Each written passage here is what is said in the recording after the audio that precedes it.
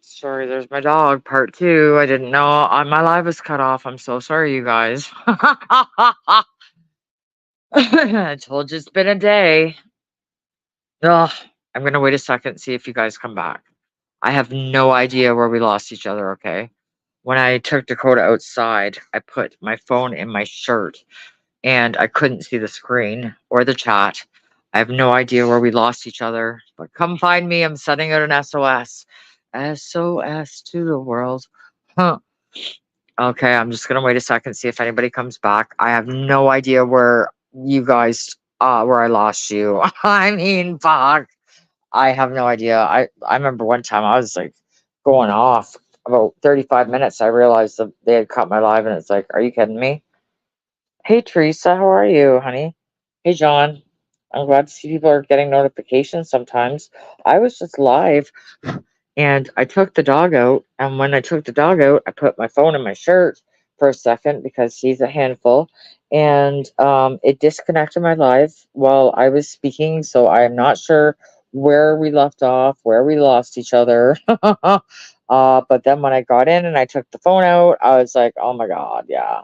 I don't know where we left off, but I'm just gonna wait a second, see if anybody comes back and try and figure out what the last thing was that I was talking about and just pick up from that point. So I apologize in advance. I'm so friggin' tired, you guys. I did not sleep last night. Like, my nerves are just beyond shot. So if I sound a little bit loopy, it's lack of sleep for sure. Huh.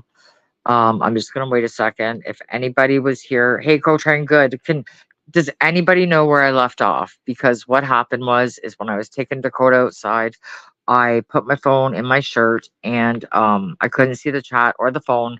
And when I came back in, got Dakota all settled, I realized that it cut off my live and I have no idea where it cut off. So if anybody was here, could you please just kind of let me know the last thing you really remember me talking about?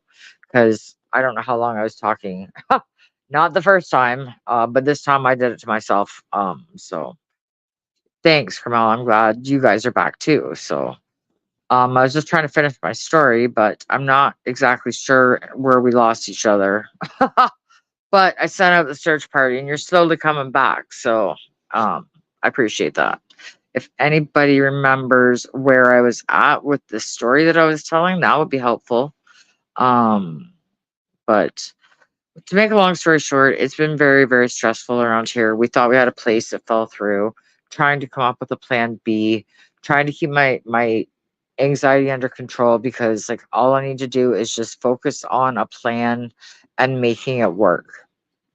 And like I was saying before, and I'm not sure if it was caught before I accidentally cut myself off the live or not, but you know, it for me, it's all or nothing. This is my motto in life, and I'm not sure that I chose it or if it chose me, but that's just the way it seems to go. So there either things are totally smooth sailing or everything is hitting the fan at once. And it's like, you know, I gotta move and my car is like on its last legs, and I am positive that the friggin' oil change place. Um, oh, okay. Yeah, I am in a vulnerable position because I don't know about if you have any like protections in the US in terms of like being a tenant. But in Canada, each province kind of has its own stipulations, but you know, in Canada, I would not technically fall under the Landlord Tenant Act. I mean, it's really sort of a gray area because if the landlord lives in the same dwelling as you and you share a kitchen and a bathroom with the landlord, then you're not covered under the Landlord Tenant Act. Now, Sam owns the building, but he doesn't live here. Ryan runs things on his behalf. Now, I've seen this work 2 ways, where I've seen them be able to kick somebody out with no notice, "Get out, shut I'm locking you out of the house. You're not getting the key code." Um, and then, you know, when that happened, she said that he stole a bunch of money from her. I didn't believe it at the time, And then when I spoke to Sam, the owner of the house yesterday, he told me it happened again. And I'm like, oh, now I get exactly what happened because he started texting me on the 25th asking me for my rent. I'm like, he's like, when are you paying your rent? I'm like, when is rent normally due? The first of the fucking month, right? Well, I used to always give it to him early and he did what he did with it. But as long as my rent was getting paid, that's all I was concerned about. And that's why, like, to ease my mind, I finally had that conversation. Uh, not, let me see, sorry, 10-7 more rates in the US. Oh, hey, Mandy, how are you, honey? In the US, the tenants have more rates than the owner of the dwelling. Yes, that is the way that it seems to be here as well. However, people are learning ways to navigate the system as they do. So the big new scam is that it seems to be a lot of foreign investors, and I'm not being prejudicial in any way. It's just a trend that I've noticed from what the data that I'm seeing. um, hey Tanya, how are you? Thanks for joining. Um, sorry, Dakota, stop. My dog is a mouthpiece too. He's driving me crazy. Like everything's driving me crazy. So, but yeah, normally that's how it would work. But they're kind of circumventing the system. So what they're doing is they're buying up all of these properties, and instead of renting it out as a house or like a 2 or 3 bedroom apartment or anything like that, they're taking it and splitting it up into rooms. And so it's bullshit. You have no privacy. You live with a bunch of lunatics that you don't even know. You're stuck with these people. You really have no rights in terms of a tenant because even though Sam owns the house and he does not live here, Ryan does live here, but he physically runs the day-to-day thing somewhat sometimes in his own way, somewhat half-ass. I don't know what you want to call it, but I've seen them work it two ways. And when it seems to be them, so when the money went missing with Mary, Ryan felt justified in not even having the jam to tell her that she was leaving. He just simply changed the lock code on the door, which is I have no respect for people if you cannot speak your mind, and if you can't just be like straight up and blunt and forward, then you have no business being in that position that you're in because you're not good at it. Okay. um and like I'm just like I'm at the point now where I'm just put my Captain Obvious hat on every single fucking day and just like normally the things I'd be like, should I say it or not? Like I sometimes have that thought, not very often, because I just blurt it out. But I really don't care. Like, I mean, I don't ever say anything that's not true. I have no problem with calling people out on their bullshit, and I also have no problem calling myself out on bullshit either. um Oh, hey, Brooklyn. Oh, I love Kimmy. That's awesome. Everybody calls he's the property manager.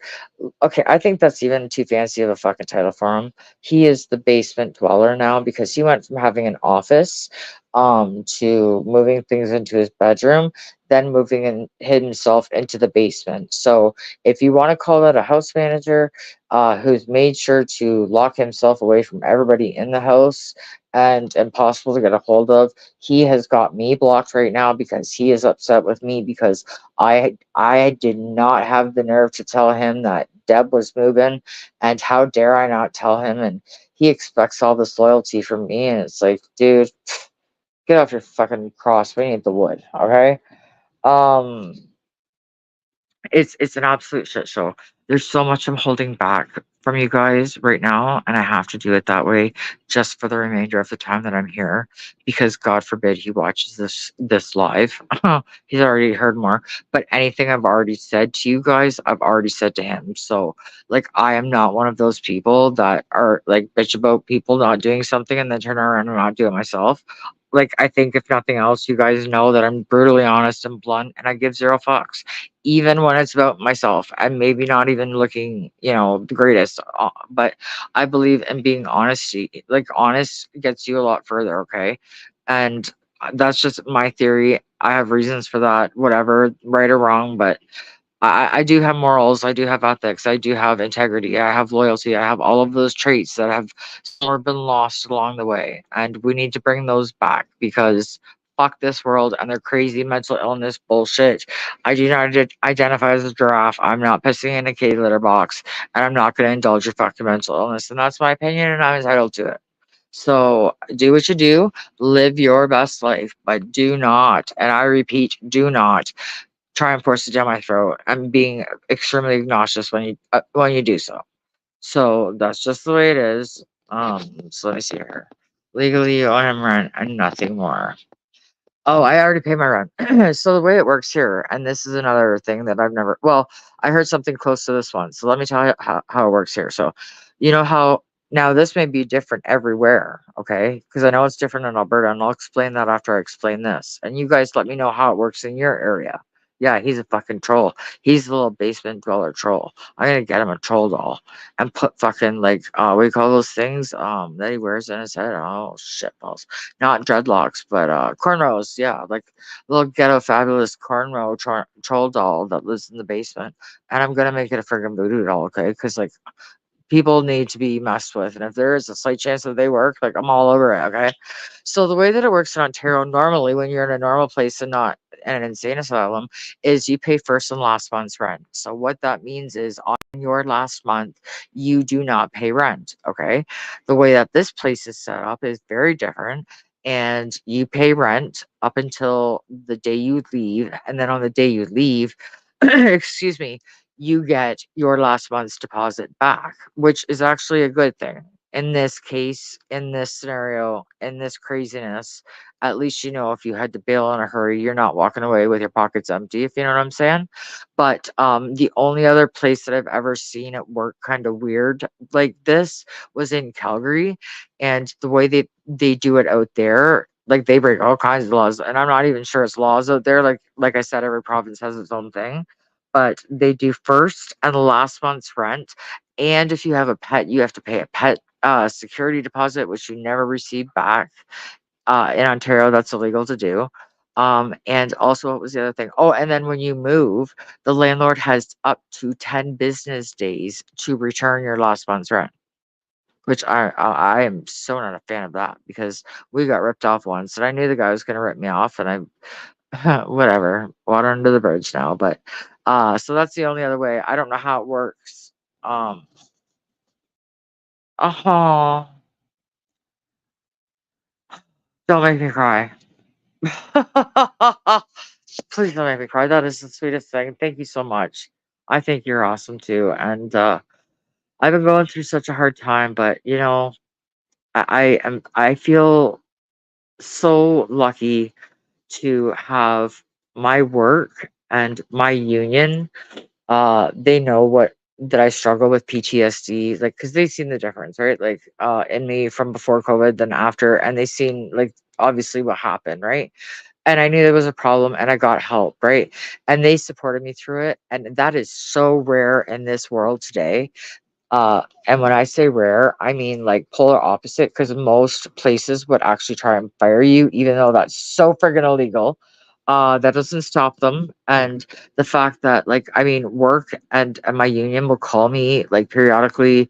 So last night I obviously had to leave work because this bitch wouldn't stop texting me. She got me all upset. I had a panic attack. I started fucking hyperventilating and just like, oh, thank you so much. When I told you repeatedly, stop texting me. Like I felt myself getting worked up, and it's like, you can't do this to me.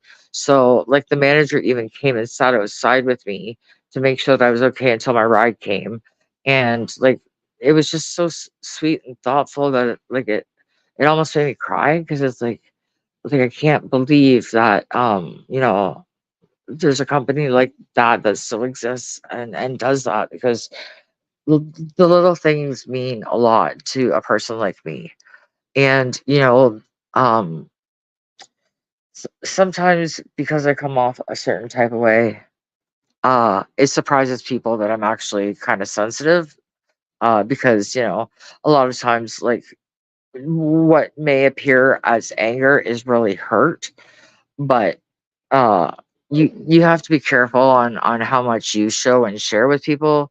And I was explaining this to my friend yesterday on the way to work, is that like you know people that are scum of the earth will prey on people like you and I if you're not careful. And I'm like, and I come from Hamilton, and I know everybody has the same attitude as I do. So compare it to New York, okay? That's the attitude. Like, and that's how you got to be to survive, okay? It's been like this since I was a kid. I'm a good person, but like I always say, fuck around and find out, and that couldn't be sure. So, thank you for the wonderful compliments and the kind words. And ooh, it's been tough. And it's been really hard, and I'm trying to just not get into my head and not let this take over, because if I do that, then I can't function and I can't make decisions and I can't follow through on plans. And right now, failure is not an option. So last night, what my takeaway was from Sam, what the owner of the house was saying, if you decide that you want to get rid of Ryan, me and Deb could take over this house. We could clean it up in like a week tops. Get some decent people in here, set some fucking ground rules. She could run it while I'm at work and just kind of keep me updated on what's happening around here. And if I have to come home and throw punch some bitches or ragdoll somebody, so be it. And we could play good cop, bad cop. And, I know for a fact that I could run this place better than him. Like, absolutely no crystal meth. I don't know what you call those people. Are they meth heads? Like, what is that? I don't know. Are they junkies? Like, I don't know what that is, but like, I don't want anything to do with this. Like, it's not my life. I have nothing to do with it. I don't know how it works in terms of a warrant. I know this house is pegged. I just watched them break the law, come in without a warrant, arrest a minor child, um, and then basically overtake your house until they have the warrant. So I've seen them break all kinds of rules and laws, and with zero fucks, by the way. They don't even try to hide it. That's the insulting part, right? But you and I try and do what they do, and oh boy, you're going off to the clink. But they'll drive you home, so don't worry about that. You at least get a ride home. So, um, let's see here. I would recommend people throw a quick coat of paint on the walls, and you can get back most. See, we don't do a damage deposit here. So a damage deposit in Ontario is illegal. So is a pet deposit. I don't know why they were able to get away with it in Alberta. It could possibly be different out there. But in Ontario, they're not allowed. The only thing they're allowed to charge you is first and last. The first and last have to be an equal amount. So you can't say, like, say the apartment's $1,000, you can't charge $2,000 for last month's rent. It has to be equivalent to the rent that you're paying. And the only other thing that I've ever heard of is a key deposit. So, like, say $25 or something for like a mailbox if you're in like a building, or you need like one of those remote door openers sort of thing. You pay for those types of things, but those are refundable unless you lose it and then you pay again. But other than that, they're not allowed to charge you pet deposit here. The one place in Calgary that we rented, I paid the $250 for pet deposit for my last dog that I had, Sasha. And he's like, God forbid if Sasha dies and you end up getting another dog, he's like, you're gonna have to pay another $250. And I thought, watch this, you live in freaking Kelowna, BC. You don't even come to this house anymore. So like, how are you gonna know who it is, right? But it's just like the insanity and the madness. And instead of people, like, when I'm in a spot like this, like, you have two choices. You could lay down and let it take over and basically say, I give up. You could sink or swim. And for some reason, these are the situations that I just pull it all together. And sometimes it is in the 11th hour. But that's why I am the way that I am with people. I believe in karma. I believe in good vibes. I believe in what you put out is what you get back. I believe in, eventually it's going to come back to you. At least that's my hope, Sometimes that remains to be seen, but if if it's a choice between sinking or swimming, I'm going to swim every time, only because I'm too stubborn to let them win. You know what I mean? So, have I been at my low point within the last couple years? Yes, I have, and I'm not going to even lie about it. And the reason why I'm so open about the things that people don't want to talk about is because I do get a lot of messages behind the scenes saying like, "Thank you so much for that," because like I was able to help my friend and save her life, or maybe this is a message that somebody needs to hear. I want to start normalizing these conversations because they should not be taboo. They should not be like frowned upon. And if you are one of those people that have that mentality still in today's day and age, given everything we know and everything that we have been through, and you still refuse to accept, that this is not something that we can easily control, and we didn't ask for PTSD. I'm telling you right now, everybody that has it didn't ask for it. I can guarantee you that. But these were the cards that we were dealt, and you do the best you can, and that's all you can do. And if you fail, then you try again. But you never fail. You just find ways that didn't work. And the only way that I consider anybody a loser is if you quit trying. You always gotta try. You gotta throw spaghetti at the wall. Sometimes eventually it's gonna friggin' stick, okay? And you just gotta keep going and keep going. And that's why I was thankful that I have a workplace and a union that both support the shit out of me. Like that's something I'm so not used to. Like when my manager came out last night and I was sitting waiting for my ride, like I thought he was at first just coming out for a smoke or whatever, and I realized quickly that no, he was there to talk to me, and he kept me company until my ride got there, and like it's just little things like that. Like it's almost shocking to me that they care because it's like most employers don't give a fuck, but usually you're just a number, right?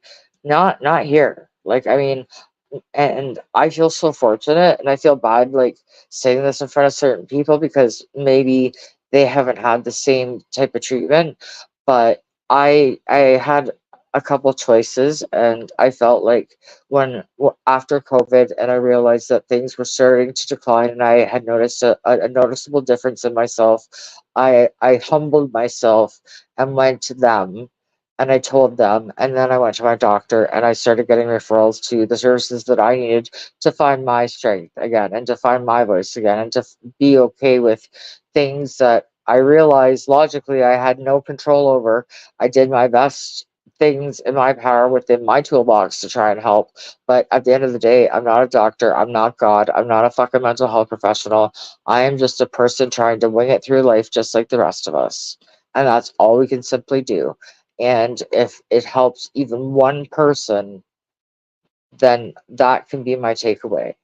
And that's why I share this stuff. It's not because like I want people to know my business or anything like that. It's that I want to show you. Uh, you might see me stumble, but you're gonna see me get back up. And I'm not gonna pretend like every day's okay when some days they're not. But I want people to see this because in the end, I'm gonna come out winning. Like hashtag winning. Like I refuse to lose. I don't even participate in games I lose because like it's just not an option. And if that helps even one person, and they don't even have to tell me, you know what I'm saying? It's nice when you get those messages out of the blue and are like, whoa, you know what I mean? But like, I don't do it for accolades. I don't do it for clout. I don't do it for recognition. I do it because I want to remove the stigma. And I never, ever want a person to walk around this earth feeling like their only solution is to wipe themselves off the face of the planet because they're just in too much pain. And I know what that feels like. It took me full circle to get it, but I get it. And I don't want anybody else to ever feel like that. And if you are ever finding yourself feeling like that, and you're all in your head, sometimes it's a bad neighborhood up there. And never be afraid to speak out. And if you don't have a person to speak to, you can speak to me because no judgment here. Like, and I don't care what you've done. You could tell me you killed somebody. I don't care. I won't judge you. I might tell you, hey, that's not the greatest idea. You know what I'm saying? But I mean, what's done is done. But you know, it's like, how do we handle the situation? How do we move on? What is the action plan? What steps we got to take? You just got to keep moving forward because quitting is not an option. And let me see what let me see what I've missed here. I love these comments. So you guys don't make a bitch cry, okay? In the US there are exigent circumstances that allow police to get in without a warrant, but they better be able to prove evidence was being destroyed or in imminent danger. Okay, well, you know what? They caught the kid when he was sleeping. They broke him when he was sleeping. So that wasn't, in fact, they were the ones who were left unattended in a minor's room and wouldn't even tell the father what he's being arrested for. When, like, they're not supposed to be in your house without a warrant. Okay, maybe granted, given the charges, which I really don't want to say at this point in time because he's a minor. But they're extremely fucking serious, whether you're a minor or an adult. And, you know, I don't even know what to make of the whole thing. That's why I really don't want to say, because I just I don't know what to think about it. And I'm not the one to make that judgment because I don't have all the facts. I I don't know. Um, but whatever it is, this could be a game changer for this kid, and it's a slippery slope.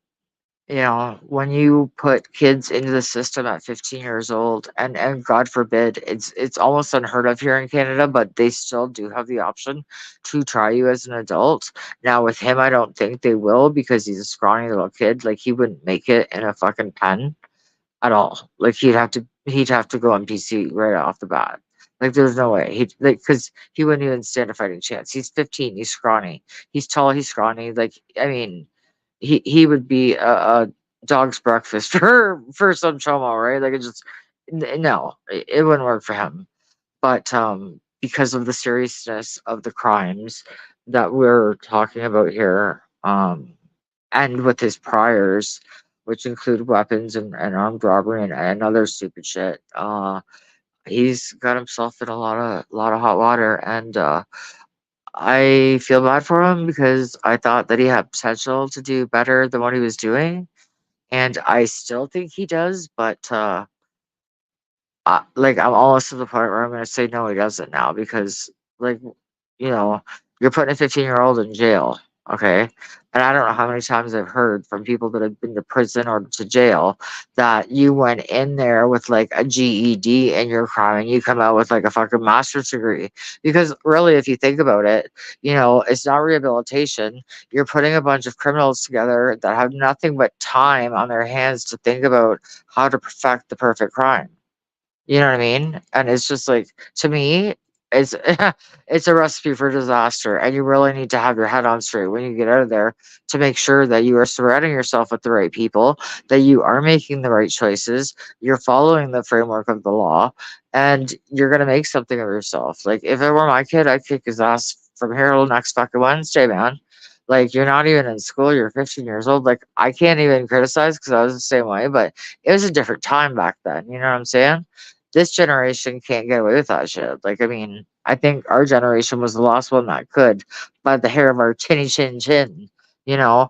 But that's not the way the world is now. And so I don't know. Like at one time I kind of wanted to mentor this kid until I found out what happened. And then if there's even a remote chance that it could be true, that's not the fucking job for me, dude. Like, I'm not a mental health professional, and I'm certainly not going to deal with somebody with those types of charges. That if he's guilty, and I don't know either way, I really don't.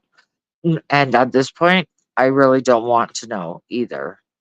Um, you know, sorry, just gonna drink one sec.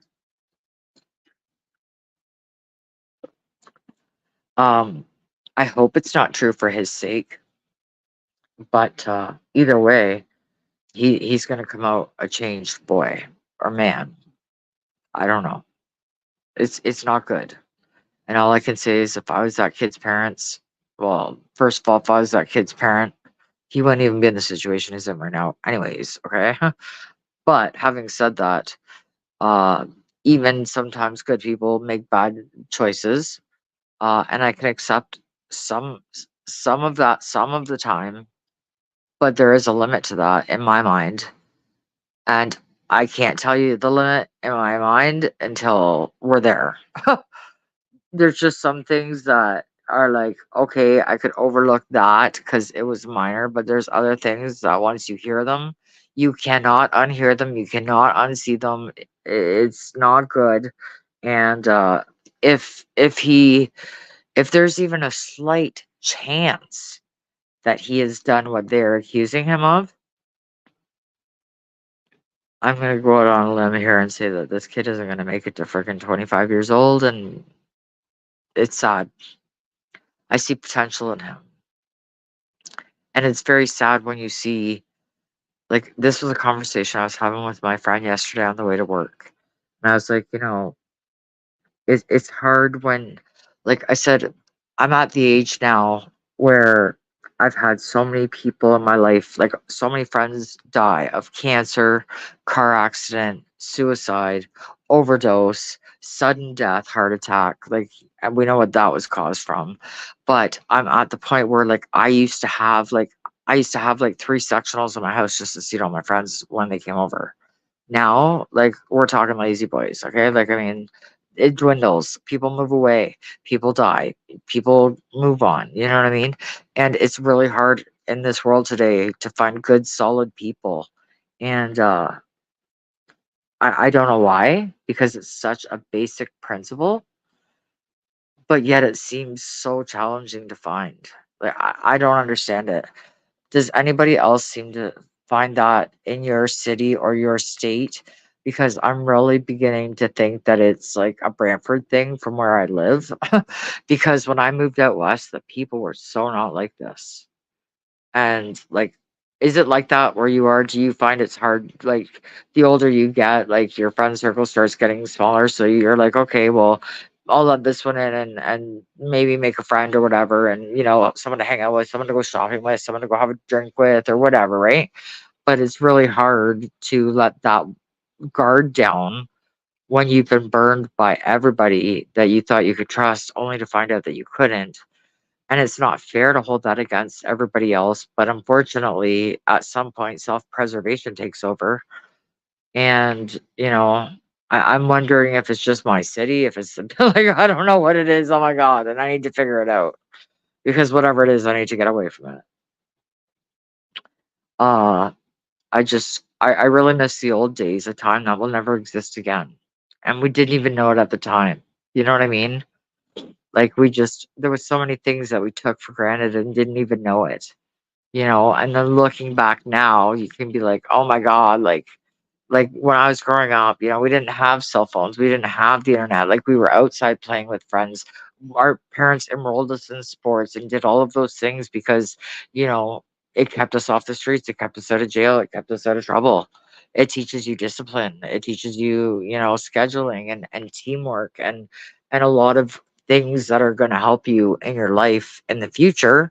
But it is just like times are so different. Like I don't even believe what I see half the time. Like, I don't know. Like again, a different time, right? But like when I was growing up in my house, my dad always said to me, as long as you're in school, you don't pay rent. He's like, if you're out of school, you're absolutely paying rent. You're not living here for free. And like, I totally get where he's coming from, but that's not the world today. Like, I don't even know if kids are ever going to be able to friggin' move out of their parents' house today, to be honest with you. If you're asking my opinion, I don't really see it.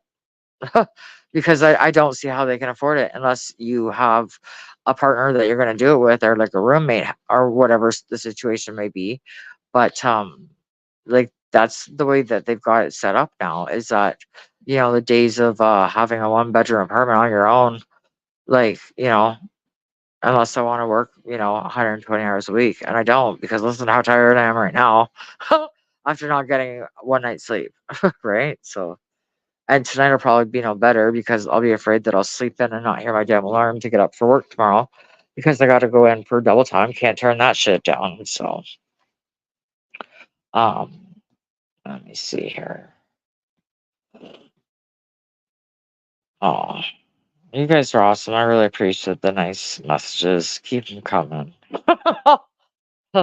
Oh, that's so nice. Thank you. I love you guys too. And I'm setting positive vibes to all of you guys as well.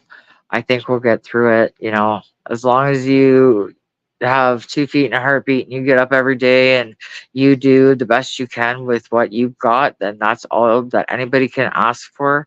And sooner or later, like something's gonna that spaghetti's gonna stick to the wall at some point. Something's gonna stick. You're gonna find your way, even if you don't believe it at the time. And how I get through those difficult times is I trust my gut.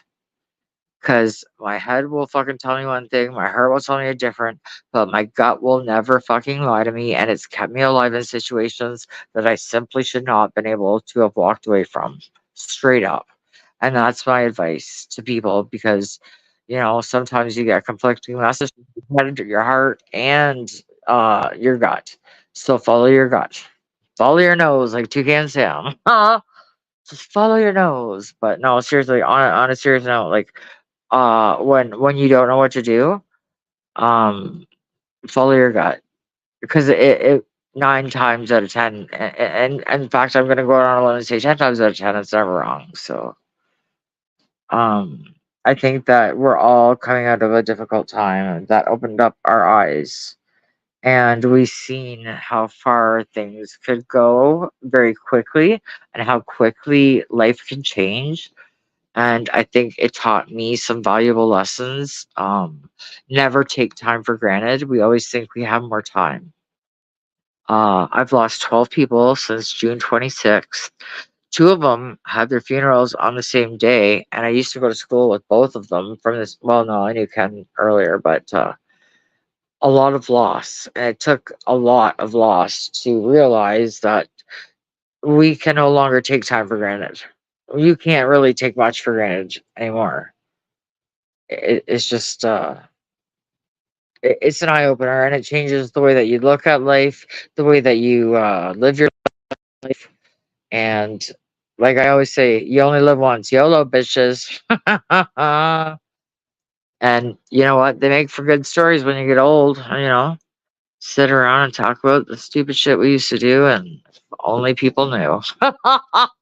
There's a lot I keep private for very good reason because I don't need to be judged for things that I did years ago that you wouldn't catch me dead doing now, of course, now that you're older and wiser, right?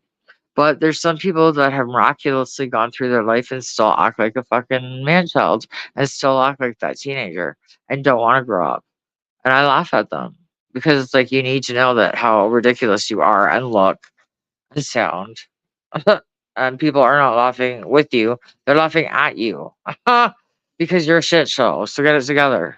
You know, never like you can always stay young at heart, don't get me wrong. But like you need to conduct yourself in an adult way when you are like damn near 50 or above, okay? Like as some of these people that I'm talking about are well above 50, some may even be into their 60s and, yeah, and even further than that. So uh if it don't apply, let it fly. But if it applies, then you better fucking readjust your shit before life readjusts it for you. So that's my words of wisdom for today. Um, I think I'm gonna go. I need a friggin' nap or a coffee or a shower. I'm not sure what the hell. Maybe a coffee, maybe some food. Maybe some food would be good. I don't eat much anymore. It's kind of weird. Okay, so let me go for now, cause my roommate's messaging me actually, and I don't know what she's making. She just said something. She's making some pancakes.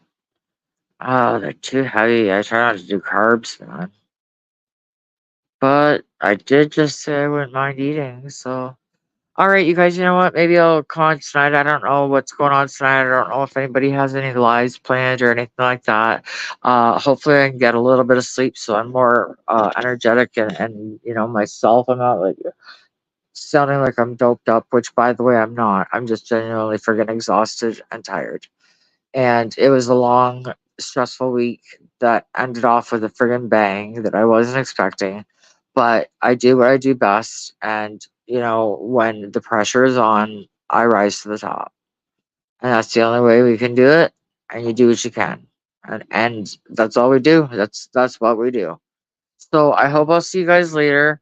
I don't know if anybody has any lives scheduled for tonight. I know that Mr. Smith and Talk were calling me last night. They wanted to do a live. Damn it, Mandy, if you're still in here and you hear this, I would love for you to come on and join our panel if that happens, because I think you rock and we think a lot alike in a lot of different areas. And like, I love your comments because you're bang on, and anybody is more than welcome to join. The more the merrier. So, I'm very calm if you can't tell. I'm just tired. You know what I mean? Um, am I always calm? No. Like sometimes stress affects me. I'm human, but I've learned techniques to try and minimize uh things, like, and get it under control. Like, so last night when it happened at work, I went to my, which is funny because this is the first supervisor in 4 years of working at the same damn place that I ever told of my situation. Like, I've told HR and I've told the union, and by law those are the only two that need to know. But I told my supervisor, and you know what he told me? He's like, I have it too, so I totally understand.